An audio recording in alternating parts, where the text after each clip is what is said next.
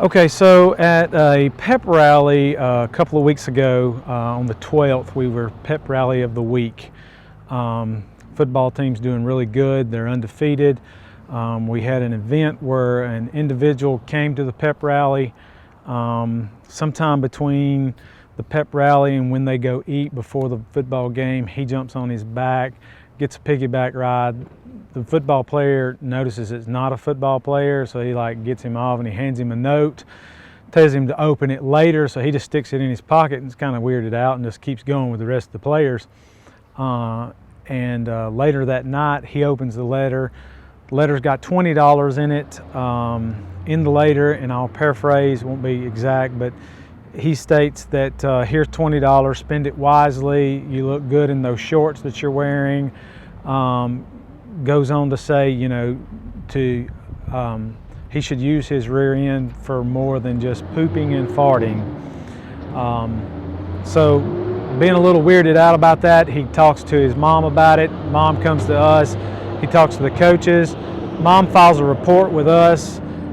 So we don't know who this guy is. Nobody knows who this guy is. So Mom posts his picture up on Facebook, shares it with our police Facebook page, so we send it out to see if anybody knows who it is, so maybe we can question him, just see what is going on, maybe what his intent is.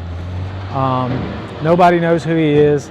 It's kind of strange because then we get a couple of calls that, someone seen him at a restaurant in Huntsville at Applebee's and then once at Connors, and security, whisked him out of Connors, and so we spoke with them, found out that he got an Uber ride out of there. So once we got that number, we were able to use the Fusion Center, which is a division here in the state that we use for basically intelligence, where we can send some information and get information back. We were able to get some information off that phone number. We contacted Uber, sent over a subpoena for records to see if this number was used, and it was. We found out where he went.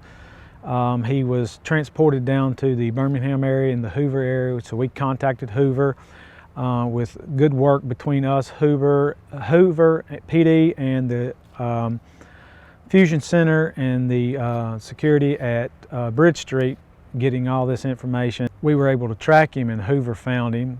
We went and picked him up Sunday, brought him back up. We've questioned him, and basically he's from Seattle, Washington. He flew into Atlanta, flew over to Huntsville to visit, he states, and then he's seen on the news that we were having pep rally of the week in Falkville. That's how he picked Falkville.